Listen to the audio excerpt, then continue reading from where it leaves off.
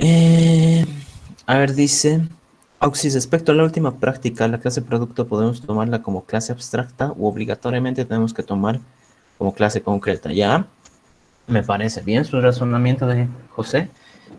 Si tú ya sabes usar clases abstractas, puedes hacerlo, ¿no? Como les digo, la solución de esa última tarea no es obligatoriamente, no es obligatoria, no es obligatoria subirla a la página, ¿no?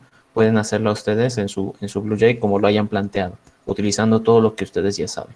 ¿Listo? Entonces acá vamos a hacer un pequeño uso de switch. En este caso,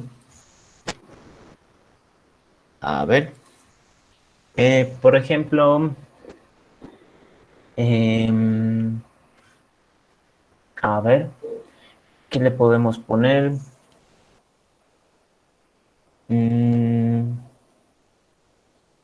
más que todo, el switch public. A ver, lo voy a manejar con string, prueba, método de prueba.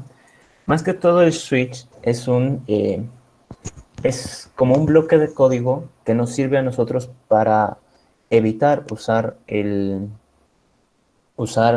muchos ifs, más que todo, ¿no? Entonces, en los switch es el único lugar donde nosotros tenemos prácticamente vía libre para usar esto que es el break, ¿ok?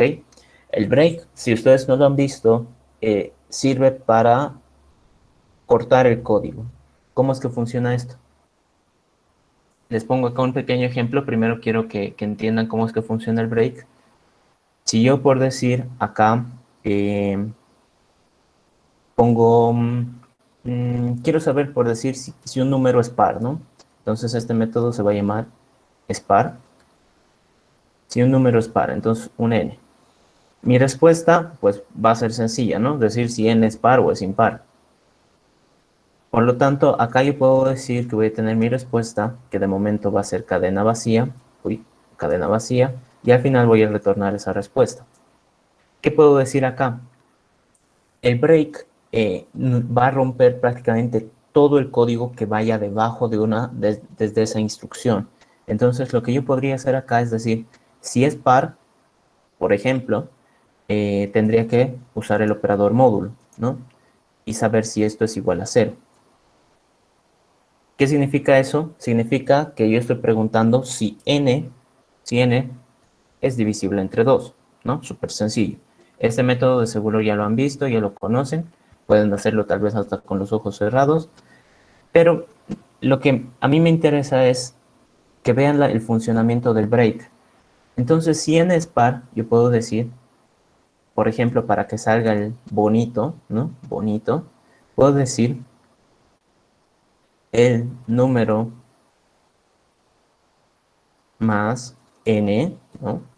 Más un salto de línea, ¿no? Un salto de línea, para que vean, un salto de línea. Y aquí le concateno con spar. Entonces, estaría haciendo como que mi respuesta en dos líneas, para que quede bonito, ¿por qué no? Entonces acá es. Y acá lo que yo le digo es que si no es divisible entre dos, obviamente no va a ser par, ¿no? Entonces el número es impar, ¿correcto? Pero ¿qué sucedería si yo acá le pongo un break? Porque sí, porque me gusta utilizarlo, parece que es una herramienta bastante útil.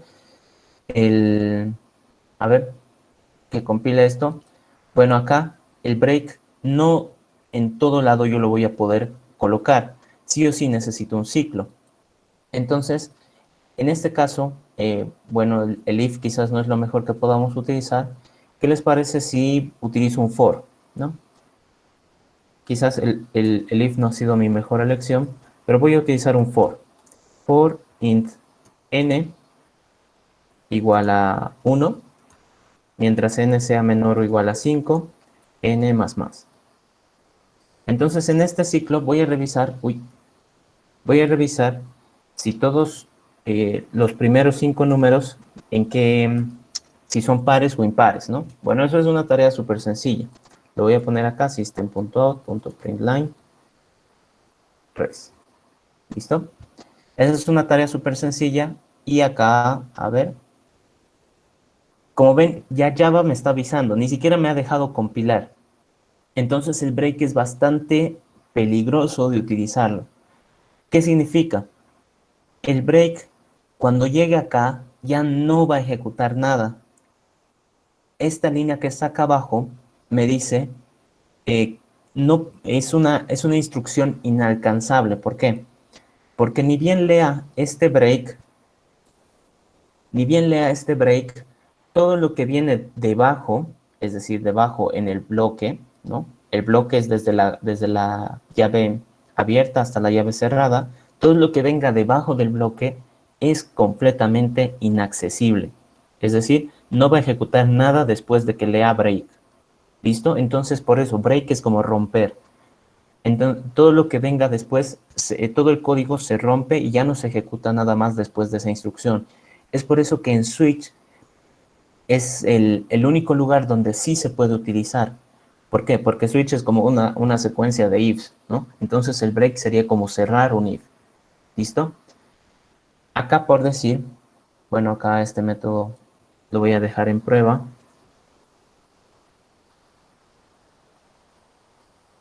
Si yo quisiera, por decir, leer un número, ¿no? Quisiera convertir un número menor a 10 en su expresión literal, podría decir, ¿no?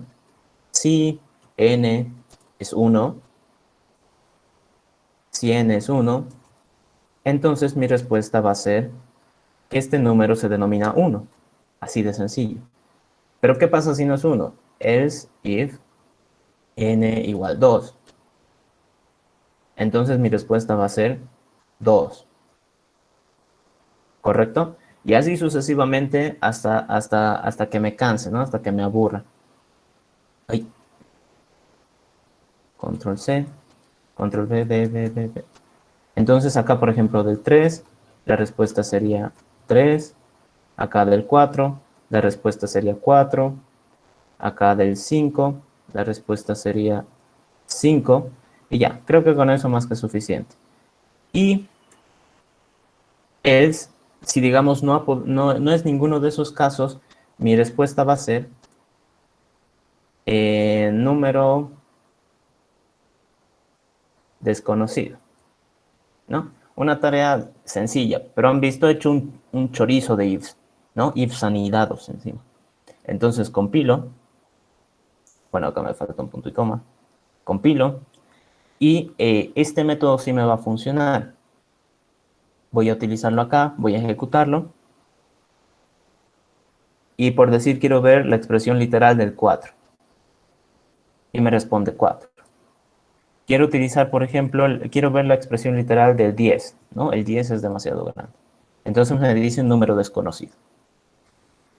¿Cómo es que podemos nosotros evitar utilizar esto, ¿no? Un chorizo de ifs. ¿Por qué? Porque a veces pasa, ¿no? Lo que nosotros podemos hacer es poner un switch. Todo esto lo voy a comentar. A ver, pop. Podemos utilizar nosotros un switch. Y el switch es un bloque de código en el que yo le tengo que poner acá una expresión a evaluar. Puede ser un número, puede ser una cadena, puede ser una expresión booleana, ¿no? Para decir, digamos, n menor a 10 o cosas así, ¿no? Puede venir cualquier instrucción, sea string, sea char, sea boolean. En este caso, lo que yo quiero evaluar es n, ¿no? N. ¿Qué es lo que yo le tengo que decir? Acá dentro del switch tengo que colocar todos los posibles casos que yo pueda encontrarme, ¿no? Entonces, ¿qué casos estamos manejando acá? Estoy manejando case y en esta situación tengo que poner el valor que yo estoy buscando. Entonces, si n coincide con 1, 2 puntos, entonces mi instrucción va a ser 1, punto y coma. Y luego después de esto le pongo un break.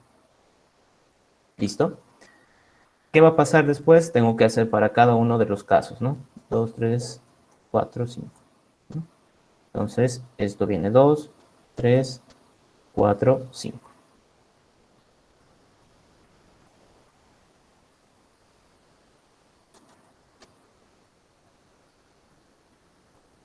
¿Listo? En esta situación, como ven, 5 líneas han hecho lo mismo que no sé, no sé cuántas hay acá, ¿no? Unas 10 creo. Un chorizo. ¿Qué pasa con este último? Esta última condición. Como ven acá, este es como que el else definitivo, el designado, por así decirlo. Es como que yo he probado a ver si coincidía con uno, no coincide. He probado con 2, tampoco. Con 3, con 4, con 5, con ninguno ha coincidido. Bueno, pues ya, ¿qué voy a hacer? Lo único que te puedo responder es número desconocido. Entonces, esta sería la respuesta por defecto, por así decirlo, la respuesta por defecto para todos los casos en los que yo no puedo encontrar solución. Entonces, Switch nos ofrece algo que es el default, ¿no?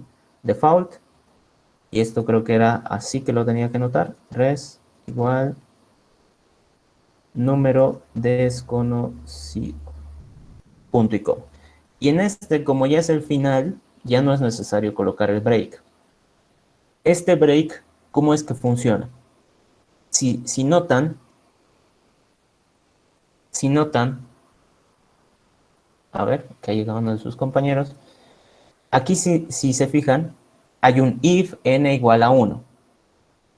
Esto de acá es prácticamente lo mismo, if n igual a 1, ¿no? Lo voy a poner acá en comentario. Sería lo mismo que decir if n igual 1, si es que coincide, y apertura de llave. Si coincide, si coincide, entonces res va a ser 1, punto y coma. Y el break, uy, sería como colocarle la llave de cierre. ¿Listo? ¿Qué pasa si ustedes no ponen el break? ¿Qué pasa si a ustedes se les ha olvidado, por ejemplo? ¿No? Si no ponen el break, es como si no hubieran puesto la llave de cierre. ¿Y qué va a pasar? Va a ejecutar la segunda instrucción. Entonces, por eso el switch es bastante peligroso, es un arma bastante potente, pero también tiene sus condiciones de uso, ¿no?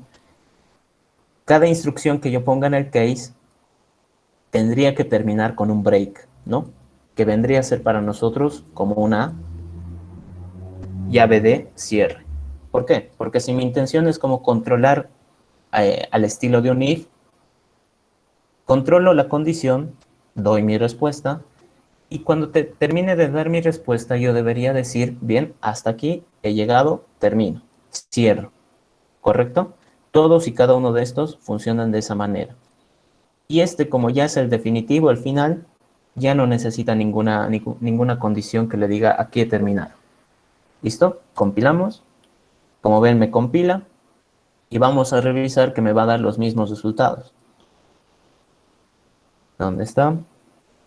A ver, acá, por decir el 4, me dice 4, correcto. Si yo le pongo acá el 2, hay el 2, me dice 2. Si yo le pongo el 10 recuerden, no está, nuestro switch no está preparado para eso, entonces, ¿qué va a utilizar? La respuesta por defecto, que es número desconocido. ¿Qué sucede si es que yo me he olvidado poner el break? Si es que yo me olvido poner el break. Entonces es como si ya no tuviera una llave de cierre. Si intento compilar, Java me permite compilar, pero vean el error que me va a salir. Creo un switch, pongo el número 1, ¿no? La sentencia 1 es donde yo no he puesto el break. Acá si se fijan, en el 1 no está un break. Entonces, ¿qué pasa si yo trato de ver cómo se escribe el número 1? Me responde 2. Me responde 2. ¿Por qué? Porque como yo no he anotado acá una instrucción que le permita detenerse al cumplir esta condición, va a seguir revisando y la siguiente instrucción que va a tomar va a ser esta. ¿Por qué? Porque la llave de cierre está acá, ¿no? Entonces es como si yo recién estuviera poniendo acá la llave de cierre. ¿Listo? Entonces tengan mucho cuidado con esto. ¿Tienen alguna consulta sobre el break? Digo, sobre el switch. El switch y el break van de la mano. No es bastante complicado, ¿no? ¿Han visto? El switch prácticamente reemplaza un chorizo de ifs, ¿no? Una secuencia de ifs anidados.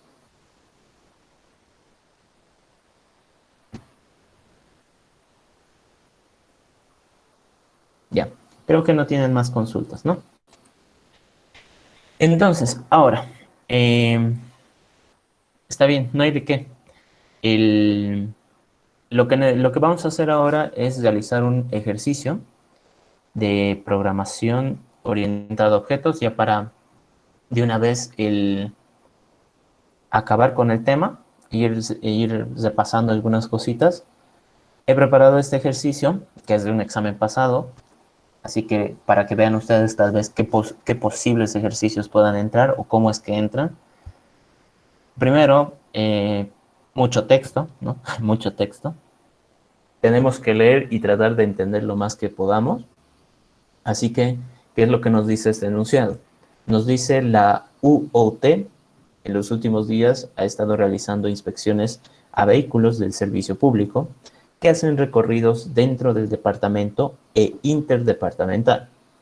De los vehículos, la UOT llena un formulario que tiene la placa del vehículo, la fecha de inspección y un conjunto de características y condiciones que el vehículo debe cumplir. Entre los requisitos que deben cumplir es que tengan extinguidor, botiquín completo y SOAT. Cada uno de estos requisitos tiene un distinto modo de cualificar. En el caso del SOAT es tiene y no tiene. En el caso del extinguidor es tiene en condiciones de uso, no tiene y tiene en condiciones de uso.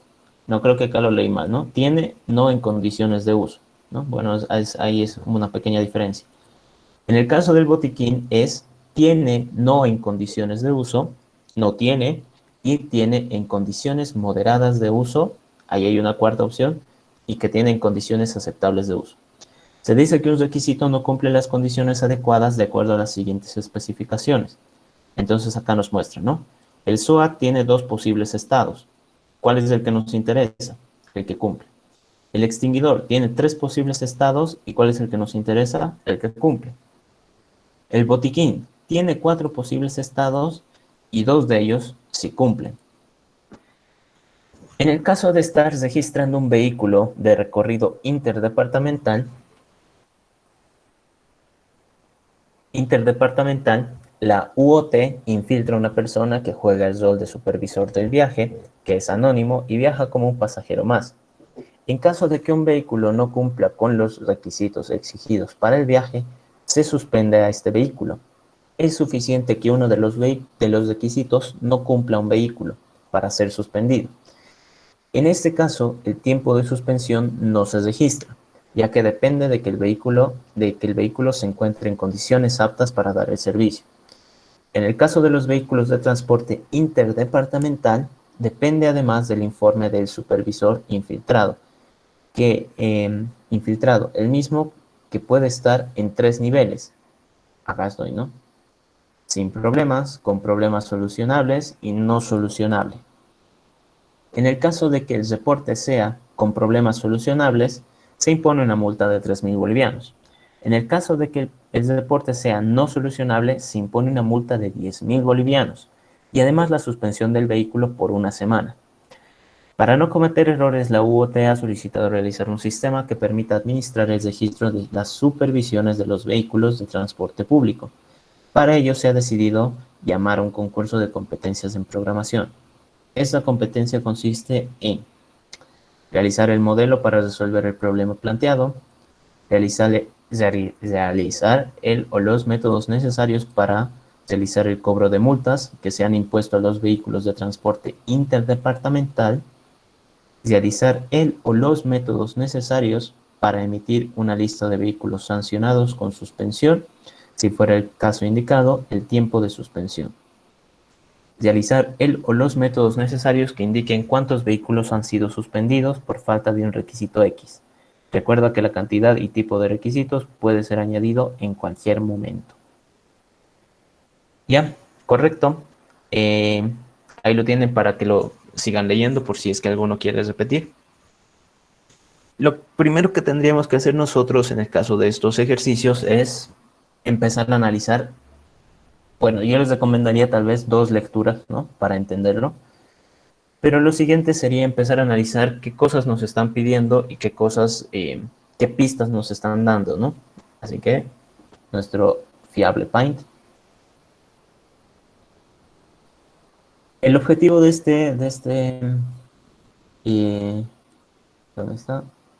El objetivo que se quiere lograr con el programa es de que se puedan hacer prácticamente cobro de multas, ¿no? Hacer registros de todas estas eh, multas que se han ido cobrando, de todas las fallas que han tenido los vehículos departamentales e interdepartamentales. Así que vayamos anotando primero qué cosas nosotros podemos encontrar.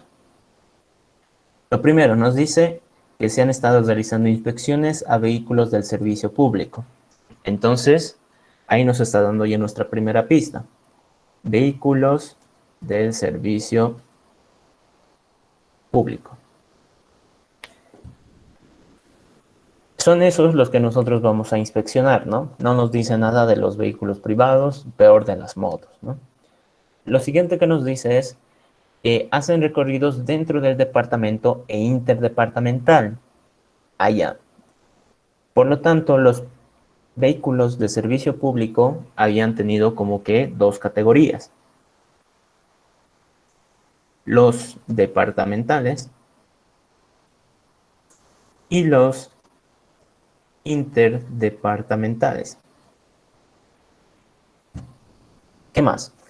Luego nos dice de los vehículos, ¿no? De los vehículos de servicio público, se llena un formulario que tiene la placa del vehículo, ¿ok? Entonces, lo que nos interesa de los vehículos es saber su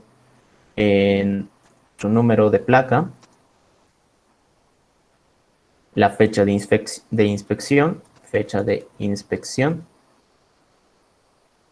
luego el conjunto de características, bueno, las características, y condiciones que el vehículo debe cumplir.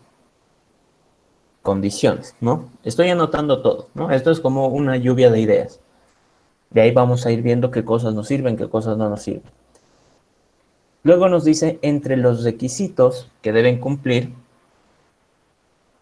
es decir, acá las condiciones prácticamente son los requisitos, ¿no? Las condiciones que deben cumplir, los requisitos.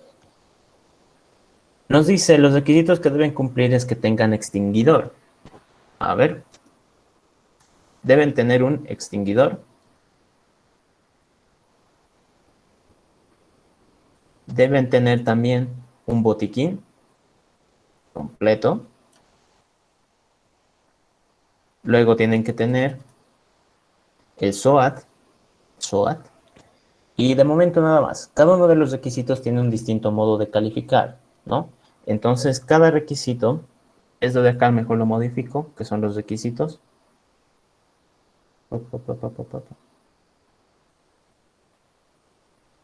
Tiene distintas formas de calificar.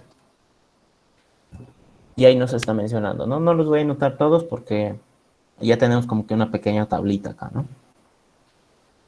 Luego nos dice, en el caso de estar registrando un vehículo de recorrido interdepartamental, la UOT infiltra una persona que juega un rol de supervisor del viaje, que es anónimo y viaja como un pasajero más.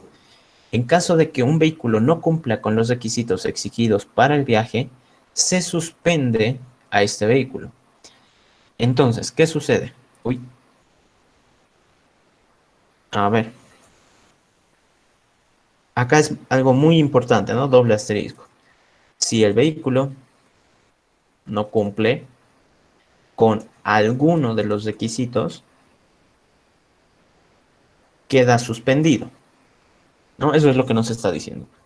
Pasa a ser suspendido. En este caso, estoy por si acaso en este punto, en este caso el tiempo de suspensión no se registra, ya que depende del vehículo ya que depende de que el vehículo se encuentre en condiciones aptas para dar el servicio. En el caso de los vehículos de transporte interdepartamental, además del informe del supervisor infiltrado, Allá, entonces acá nos menciona, ¿no? Si es suspendido un vehículo interdepartamental, se necesita el informe del supervisor, ¿no? Se necesita el informe del supervisor. ¿Qué más nos dice? Nos dice que puede estar en 3 niveles, ¿no? El informe puede estar en 3 niveles, ¿no? Sin problemas. Esto lo voy a poner acá como, a ver, uy, lo voy a poner acá. El informe puede estar en 3 niveles, sin problemas, ¿no? Puede estar con problemas solucionables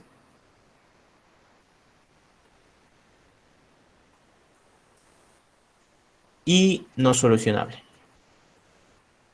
Listo. Entonces, bueno, no es acá si es suspendido, ¿no? La revisión de un vehículo.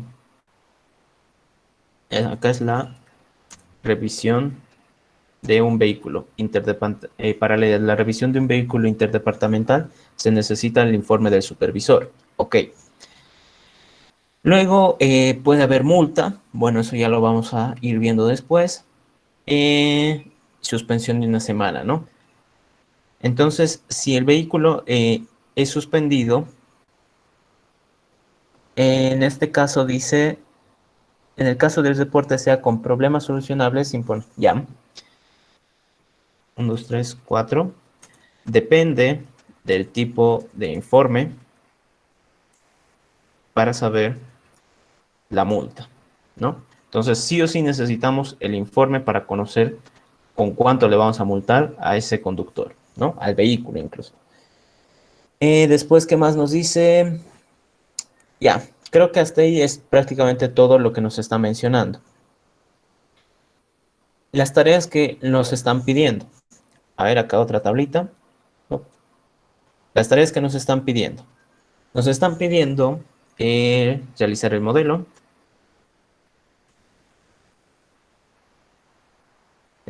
para el problema. Luego, nos están pidiendo los métodos necesarios para realizar el cobro de multas. Entonces, lo que se quiere es cobrar multas a vehículos de transporte interdepartamental. Listo. Entonces, estoy leyendo, ¿no? Inciso B. El inciso C nos dice emitir la lista de vehículos sancionados con suspensión. Emitir lista de vehículos sancionados. Correcto. Y el inciso D nos dice realizar el o los métodos necesarios que indiquen cuántos vehículos han sido suspendidos por un requisito X. Entonces, lista, bueno, nos dice cuántos, ¿no? Lo vamos a poner en una lista. Lista de vehículos suspendidos por un requisito X, ¿no? Entonces, nosotros no sabemos cuál requisito, nos tendrían que avisar. Y acá hay algo muy importante, dice, recuerda que la cantidad y tipo de requisitos puede ser añadido en cualquier momento. ¿Listo? Entonces acá, importante, la cantidad de requisitos puede aumentar o cambiar. Listo. Eso es todo lo que nos dice el enunciado. Lo voy a agrandar esto. Estas serían todas las... ay, creo que lo subí demasiado. Uy, creo que sí lo subí demasiado. Bueno, ya no importa. En este caso, ¿dónde está? Esto. En este caso, estas serían todas las características que hemos sacado del enunciado y esto es todo lo que se nos está pidiendo, ¿no? Hay vehículos departamentales, interdepartamentales. De cada vehículo yo quiero su número de placa, fecha de inspección, la característica y saber qué requisitos tiene este vehículo, ¿no? Entonces, cada vehículo debería saber si tiene un extinguidor, un botiquín o un SOAT. Luego, saber si el vehículo cumple con los requisitos. Si no cumple, queda suspendido. Si es interdepartamental, además de ser suspendido, puede que necesite un informe, ¿no? El informe del supervisor. Y de acuerdo a eso, vamos a saber cuánto de multa le cobramos. Realizar el modelo del problema, cobrar las multas, emitir listas de sancionados y la lista de vehículos suspendidos. Bien, esto sería un pequeño resumen del enunciado. Manos a la obra. Acá, con esto. Listo. Lo primero que nosotros necesitaríamos, y que creo que acá se me ha borrado, es de que nos hablaba de vehículos de servicio, vehículos de servicio público. ¿Ok? Vamos a ir resolviendo el problema y a medida de que utilice algunas cositas tal vez que no conozcan, lo voy a ir explicando. Lo que nos habla el enunciado es de que se quieren hacer revisiones a vehículos del servicio público, es decir, en general. Pero estos se dividen en dos categorías, departamentales e interdepartamentales. Entonces acá lo que yo tendría que hacer es poner vehículo, servicio público. Enter. Entonces he creado mi primera clase. Pero nos dice después de que existen dos categorías, que son los departamentales, que lo escribo mal, y los interdepartamentales, que parece trabalenguas. Ok, entonces esto de acá, al existir como que una división, prácticamente nos está diciendo que utilicemos herencia. Pero ¿qué es la herencia? ¿Por qué nosotros tendríamos que utilizarla? ¿Qué beneficios nos trae? Fíjense acá, en esto. ¿Dónde está? Pongo esto, un cuadradito. Nos dice que todos los vehículos,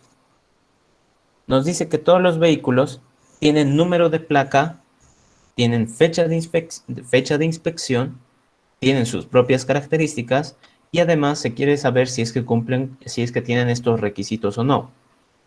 Pero eso es para todos los vehículos. Todos los vehículos lo tienen. Pero yo sé que existen dos tipos de vehículos, los departamentales y los interdepartamentales. Entonces, si yo escribo acá por decir, en los vehículos departamentales, que necesito un private, int, o bueno, string, número placa, o placa nomás, placa. Necesito también un private, string, fecha, inspección, un private, string, características, y un private, le voy a poner requisitos, que va a ser un arreglo, que sean mis requisitos. Ok.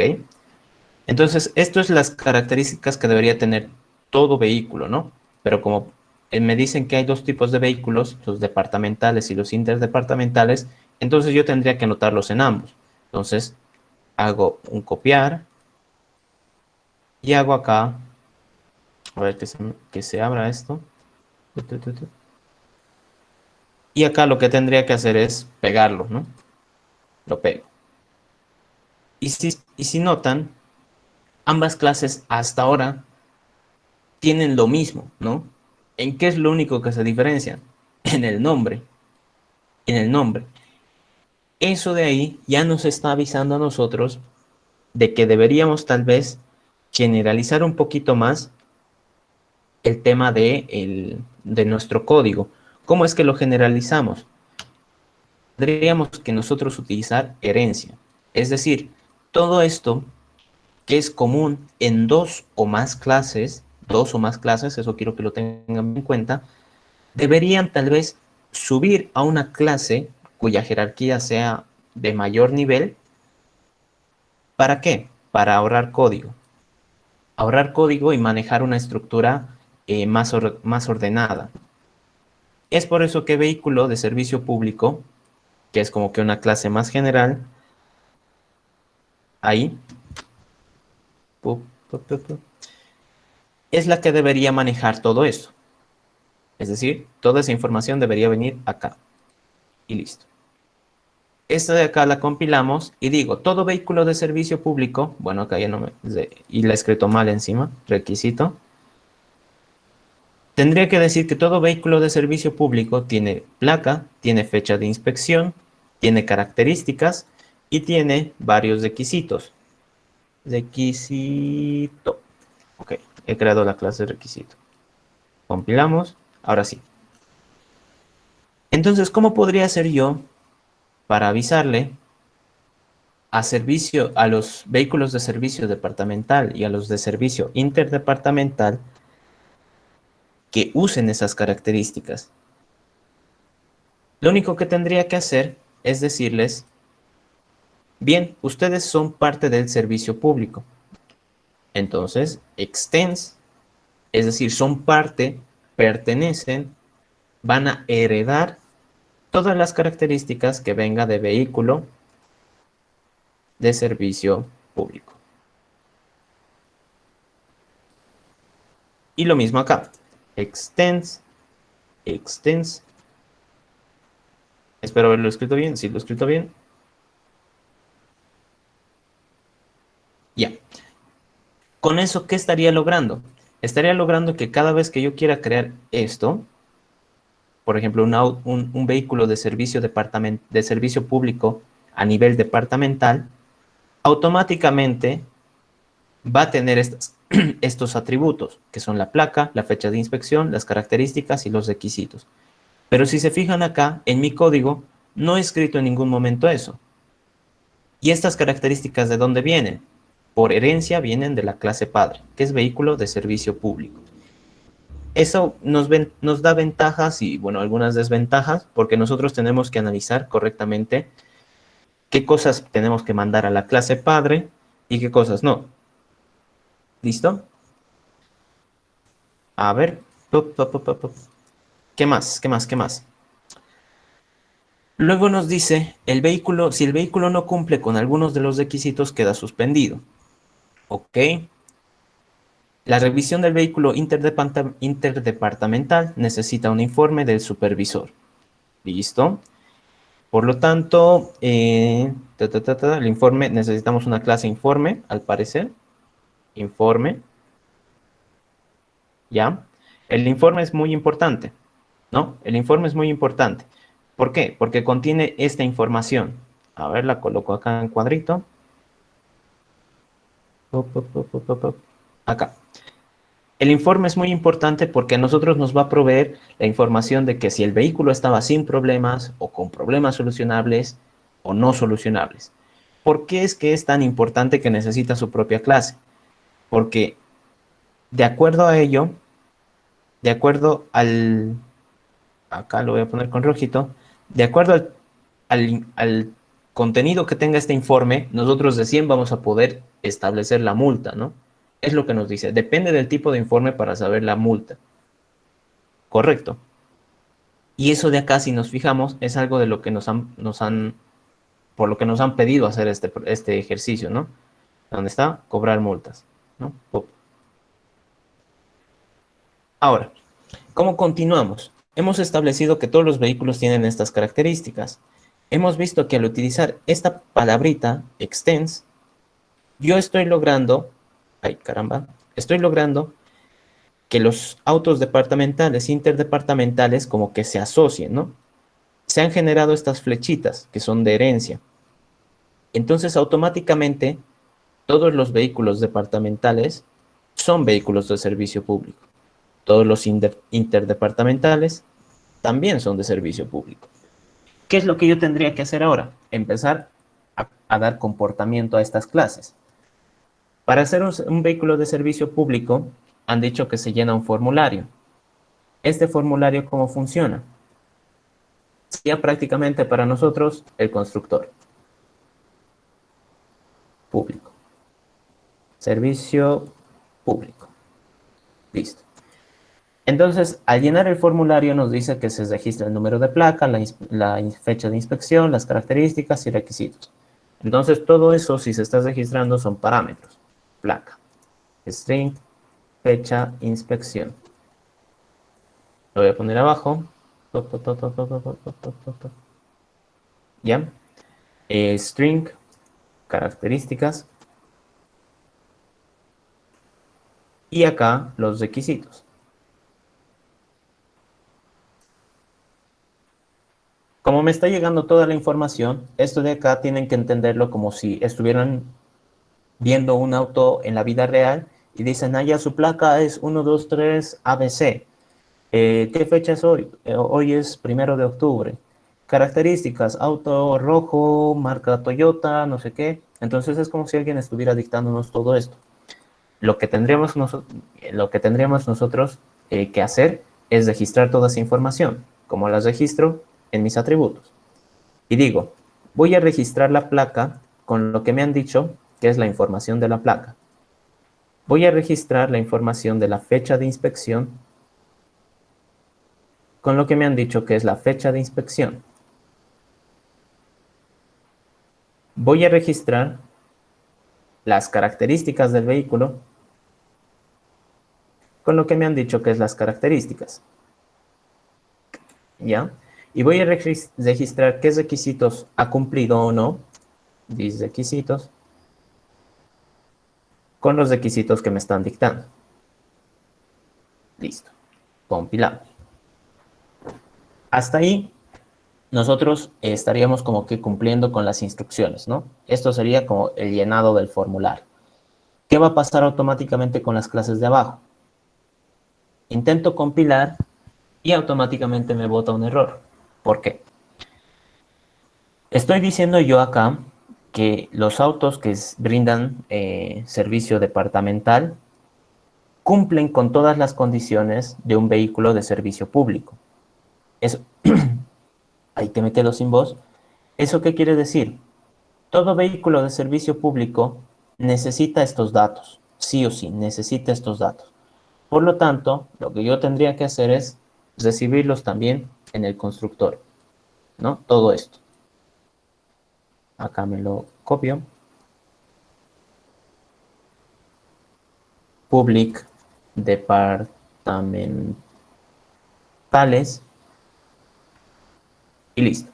Entonces ahí está diciendo que todos los vehículos de servicio departamental también necesitan registrar su placa, su fecha de inspección, sus características y los requisitos que tienen. Pero acá surge también algo interesante.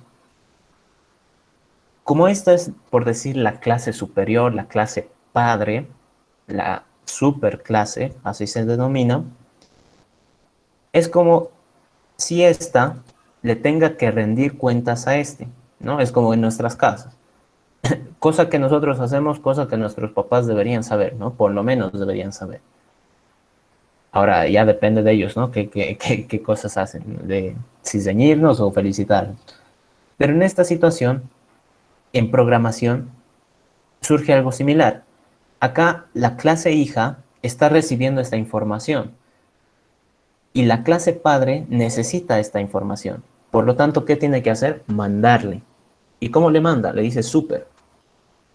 Y le dice, bien, tu clase padre, llamada vehículo de servicio público, te voy a mandar algo que se llama placa, te voy a llamar algo que se llama fecha de inspección y te voy a mandar algo llamado características y requisitos. Entonces, al hacer eso, yo le estoy mandando toda la información que conoce esta clase a la clase a la cual le tiene que rendir cuentas. Compilamos y como ven, ahora recién me va a compilar. A ver que compile, no me hagas quedar mal. Ahí está. Entonces ahora sí compila. Por lo tanto, la otra clase tiene que funcionar exactamente igual. ¿Dónde está? La de interdepartamental. Viene acá. Public interdepartamentales. Y lo pego, ¿no? Exactamente igual. Compilamos.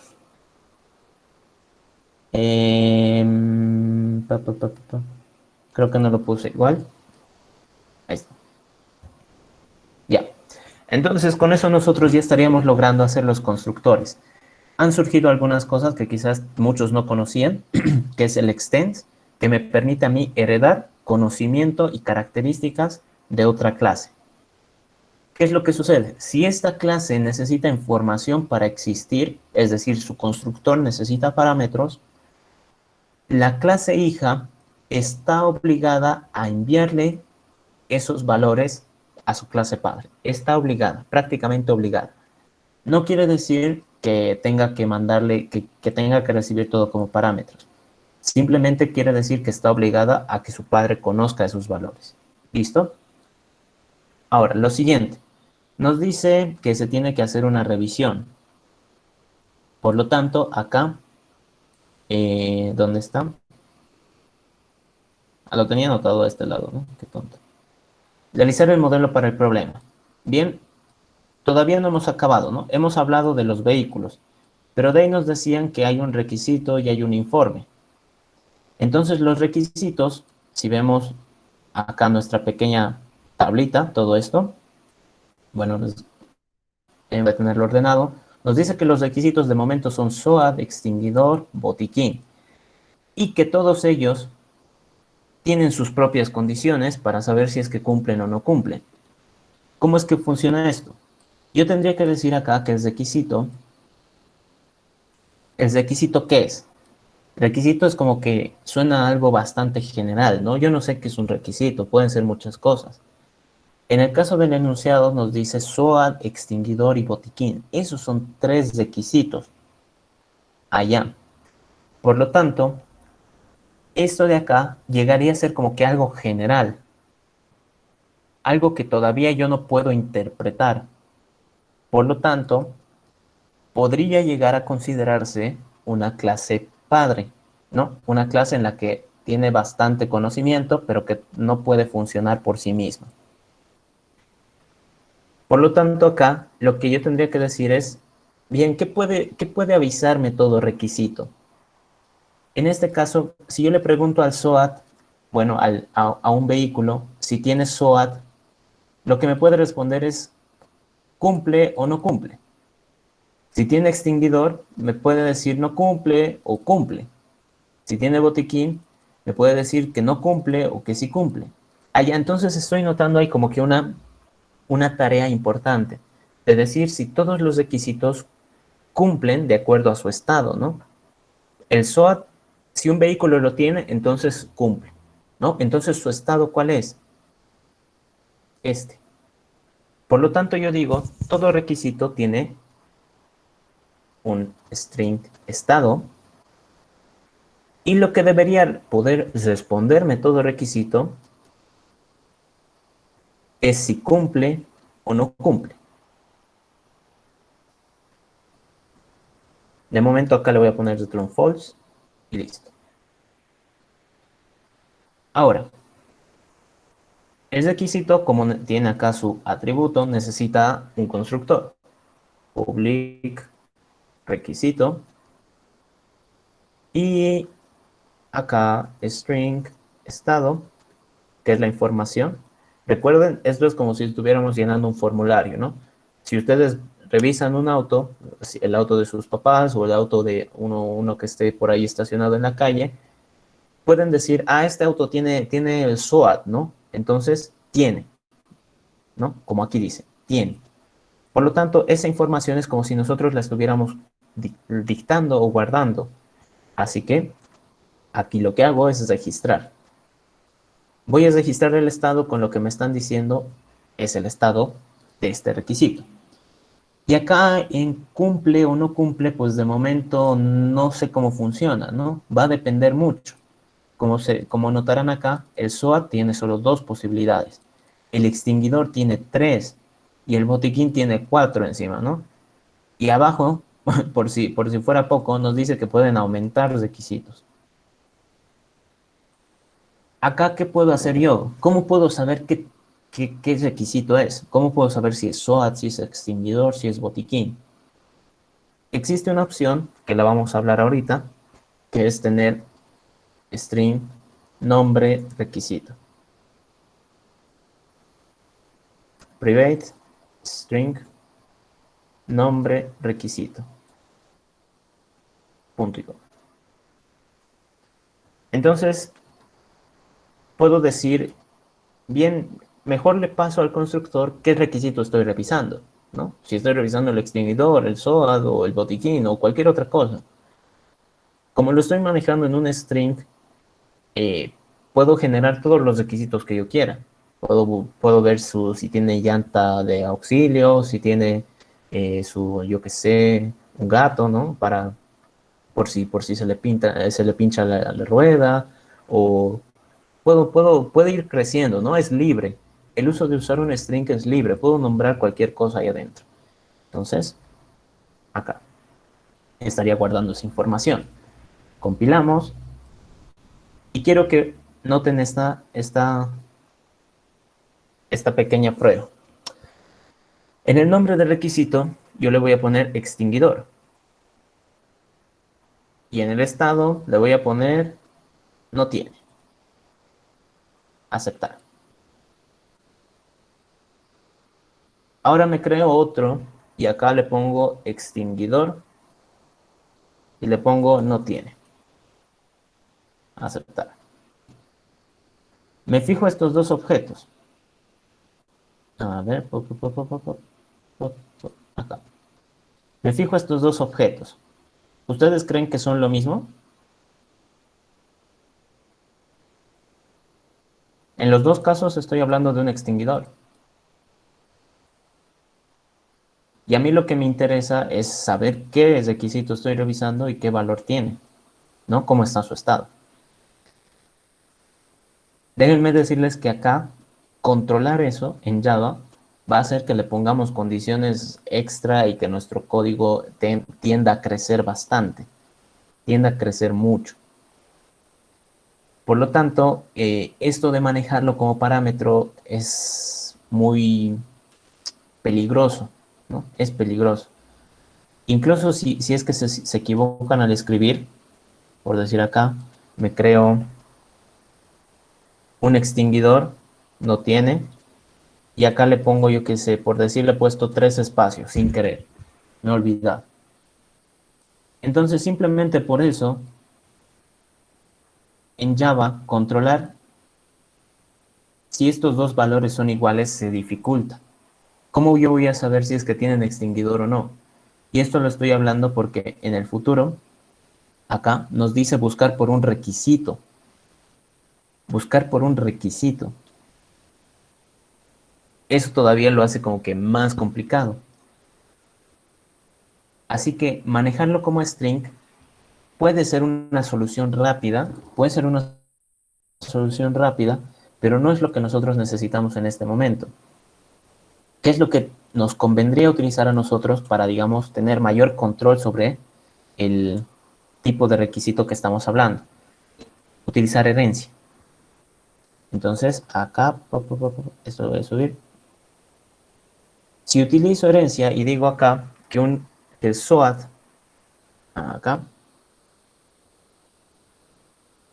que el SOAD es un tipo de requisito y que el extinguidor, ahí está, lo estoy escribiendo, es otro tipo de requisito y que ¿cuál más me faltaba? El botiquín es otro tipo de requisito.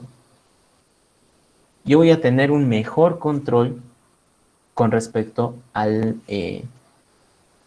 cuando tenga que revisar, cuando tenga que buscar vehículos a los que les haya faltado un requisito X, ¿no?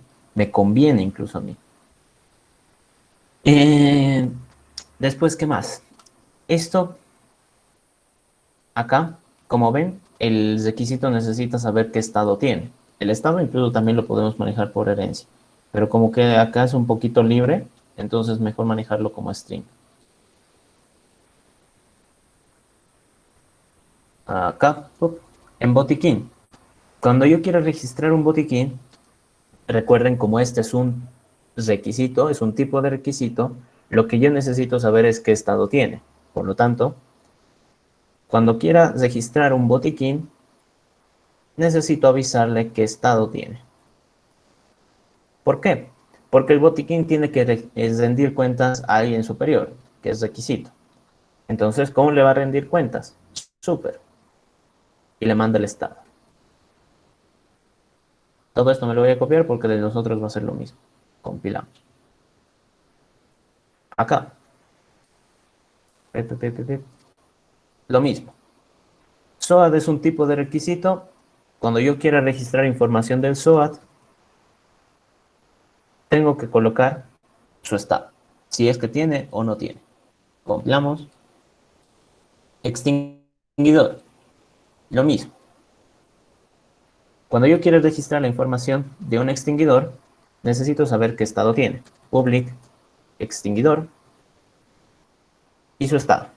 Y como extinguidor es un tipo de requisito, tiene que rendirle cuentas a él, es decir, a su superclase, a su clase padre.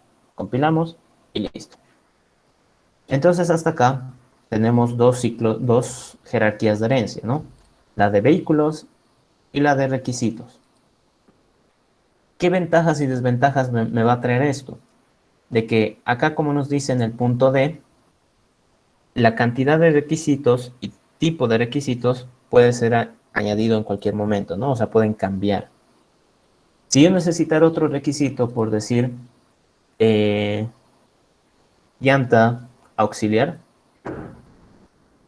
me bastaría con crear la clase y decir que hereda. Y listo. Con eso yo voy a seguir teniendo el mismo control que con las otras clases y lo único que he necesitado es aumentar esto. Ahora quizás uno diga, no, pero es que con string nos evitábamos poner más clases y podíamos controlar más fácil.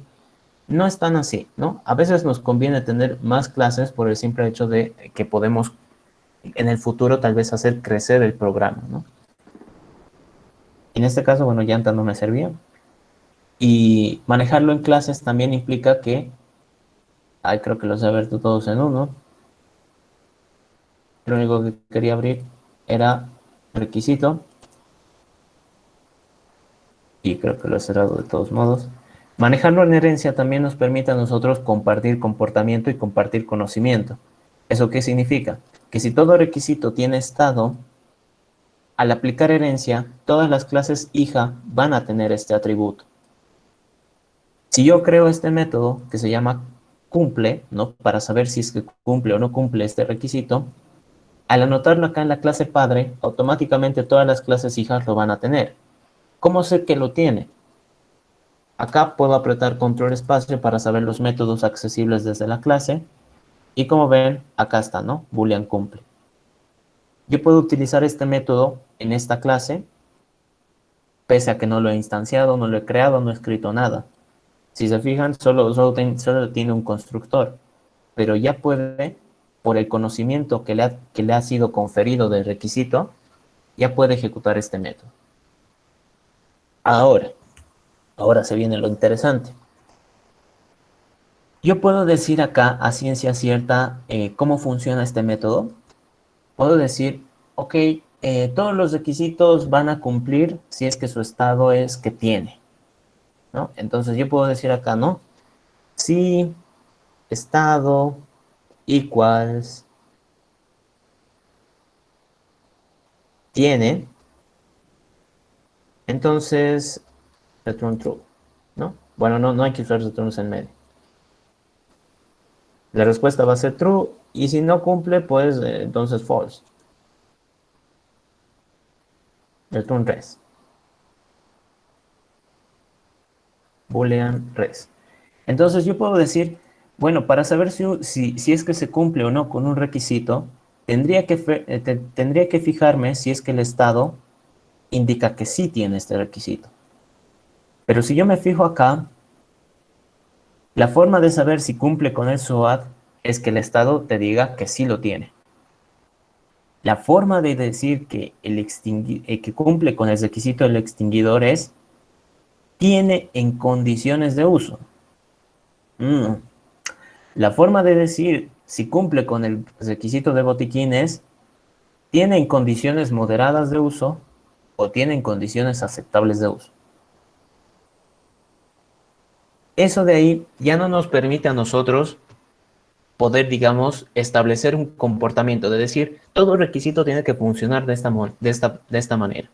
Y si no funciona, pues se friega. No, no podemos decirlo así. Como yo acá, que es la clase general, la clase padre, todavía no puedo responder a esa tarea, ¿qué es lo que surge? Su compañero hace rato lo estaba hablando, ¿no? Al principio de la clase. Surge lo que vienen a ser las clases abstractas. ¿Qué significa abstracto? Abstracto en términos de programación es una tarea la cual yo no la puedo definir en este punto, ¿no? En este punto de la jerarquía, en herencia. ¿Quiénes van a poderla definir? Pues mis hijos, ¿no? Mis hijos la van a poder definir. Es como si nosotros estuviéramos plantando una semilla, yo que sé, de naranja, y no voy a poder tal vez llegar a ver al árbol ya súper crecido para poder vender los frutos. ¿Quiénes se van a encargar de eso? Mis hijos, ¿no? Mis hijos ya lo venderán, tal vez plantarán más árboles para sus hijos, yo qué sé, ¿no? Pero quizás yo no llegue a todavía hacerlo funcionar, ¿no? Lo mismo sucede acá. Aquí es como si nosotros estuviéramos plantando la semilla, de decir, bien, voy a iniciar esta pequeña tarea, pero no sé cómo va a terminar, no sé cómo funcionará, no sé si irá bien, mal, eso ya va a depender de mis hijos. Entonces, abstract. Con eso yo le aviso de que este método tiene que existir, tiene que funcionar, pero no ahora, después. Al decirle abstract, ya no funciona, bueno, ya no va a necesitar de las llaves, sino de un punto y coma. Si trato de compilarla, me va a dar un error. ¿Por qué? Porque al existir este método abstracto, la clase se tiene que volver abstracta. Public abstract class. Exacto. Ahí está. Su compañera Maribel ya lo sabe, ¿no? Necesitamos nosotros decirle todas las pautas a esta clase. Ténganlo en cuenta. Acá es como indicar de que tiene que existir esta instrucción. Le estoy yo indicando de que sí o sí va a existir. Al decirle abstract, estoy diciendo no sé cómo funciona, pero sí que va a existir. Al crear un método abstracto, automáticamente la clase se tiene que volver abstracta, ¿no? Incluso han debido ver por el error que me ha salido, que me estaba obligando a poner abstract aquí arriba. ¿Qué sucede ahora? Mis tres clases que son requisitos, bueno, aquí requisito le sale un abstract en BlueJ. Mis tres clases que son requisito ya han dejado de funcionar. Intento compilarla y me botan error. ¿Qué es lo que dice? Extinguidor no es abstracta o no está sobrescribiendo el método cumple. Allá. Entonces recuerdan lo que les he dicho. La clase padre, que es requisito, ha puesto la semilla, ¿no? Ha puesto la semilla de su método, en este caso el método cumple, y lamentablemente no ha llegado a ver el resultado. ¿Quiénes son los encargados de dar una respuesta a ese método? Las clases hijas. Entonces acá extinguidor te dice, bien, la forma en la que yo voy a trabajar el método cumple, primero acá necesito un res, ¿no? Return res. La forma en la que va a trabajar el extinguidor es bajo estas condiciones, ¿no? Si es que tienen condiciones de uso, entonces sí cumple. Si es cualquier otro estado, entonces no cumple. Por lo tanto, yo digo, si mi estado es igual ¿a qué? A tiene en condiciones de uso, entonces la respuesta va a ser true. Caso contrario, la respuesta va a ser false. Compilamos. Ahora, ¿qué es lo que sucede? Recuerdan lo que yo les he dicho, ¿no? Herencia nos permite a nosotros compartir características y conocimiento. ¿A qué me refiero? Que acá, esta que es la clase padre, tiene una característica y tiene este conocimiento. Por lo tanto, sus clases hijas también la van a tener. Van a tener esas características y ese conocimiento.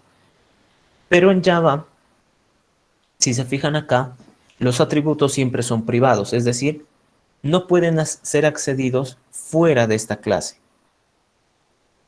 ¿Y qué pasa con él? ¿Qué pasa con este?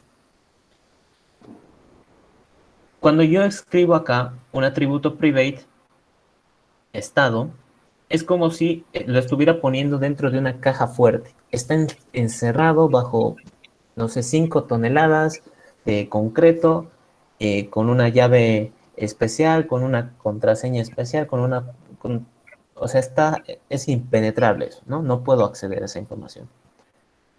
¿Qué pasa acá?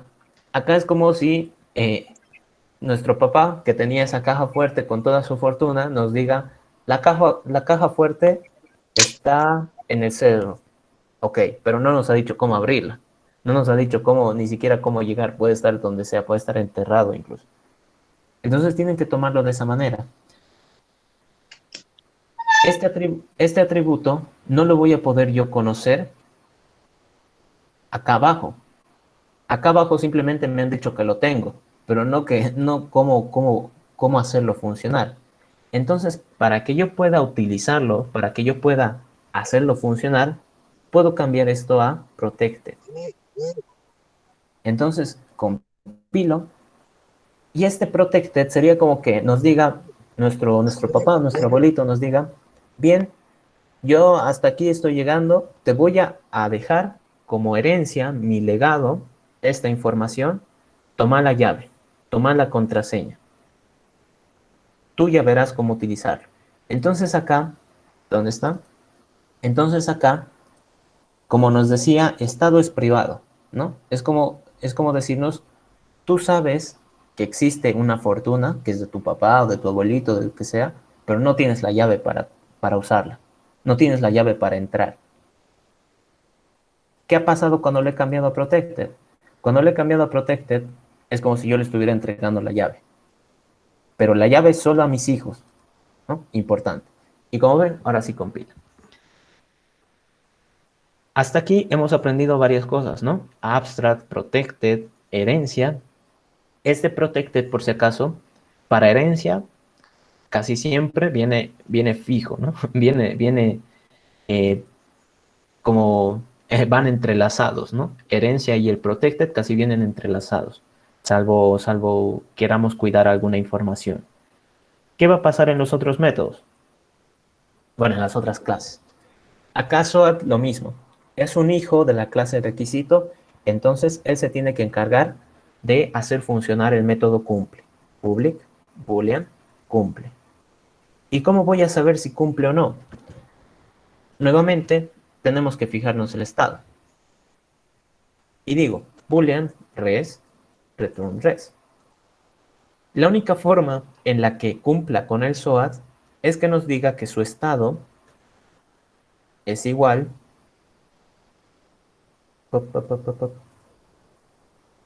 a cumple. Bueno, tiene, ¿no? Tiene. Entonces, si es que el estado me indica que sí tiene el SOAT, mi respuesta va a ser true. Caso contrario, mi respuesta va a ser false. Y ahora recuerden, como yo le he puesto protected, ¿no? Protected, este hijo, SOAT, que es un hijo de requisito, tiene la llave para poder acceder a esta información, ¿no? Aquí arriba, si le ponía private, era una caja fuerte impenetrable. Ahora, ¿qué sucede? Ahora es una caja fuerte, pero con llave. Y aquí es como que le he dado la llave a mi hijo. ¿Listo? Como ven, compila. ¿Qué pasa con botiquín? Con botiquín, public, boolean, boolean, cumple, boolean res, return res. Para el caso del botiquín, tenemos dos condiciones en las que sí pueden cumplir. Entonces yo digo, si mi estado es igual, equals, algo, o si mi estado es igual a otra cosa, entonces mi respuesta es que sí cumple. Ah, bueno, acá no es. Esto es true. True. Else, Mi respuesta va a ser que no cumple. False. ¿Cuáles son las condiciones? Acá la voy a copiar para no estar escribiendo todo. Pop. Ay. Lag.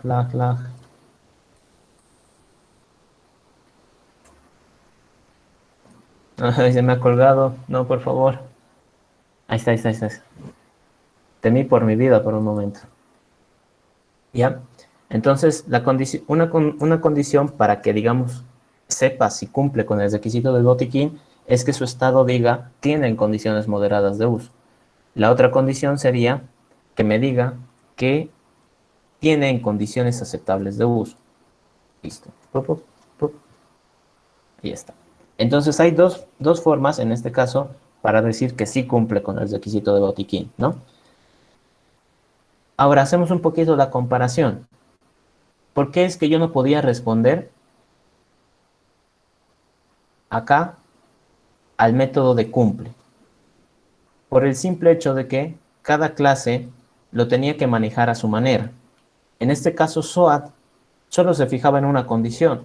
¿Y cuál era la condición de aceptación, por así decirlo?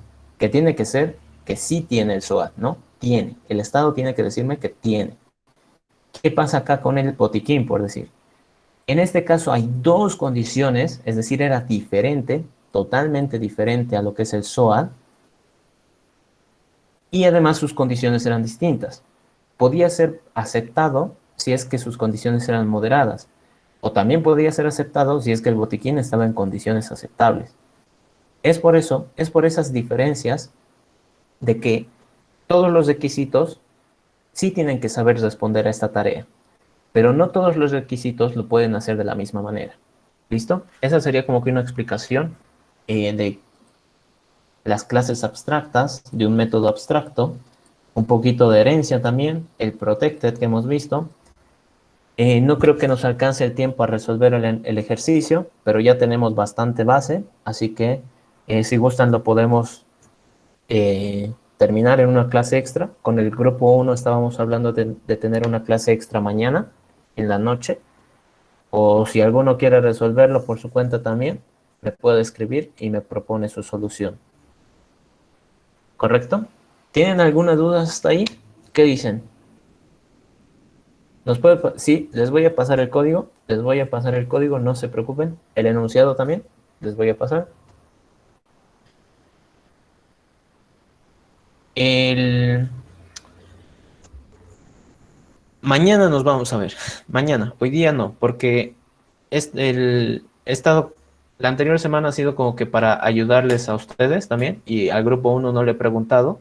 Entonces al grupo 1 ayer le he preguntado y me han dicho mejor viernes. Así que vamos a tener una clase extra mañana viernes, un poquito para equilibrar las cosas, porque también hay que terminar de repasar todo esto. Aún todavía no he llegado a la parte de la array list, así que array list.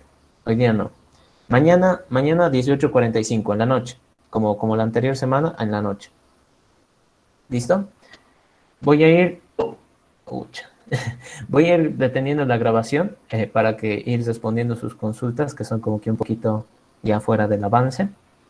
Muchas gracias a todos. Si es que alguno se quiere retirar, no hay problema. Pop, pop, pop, pop, pop.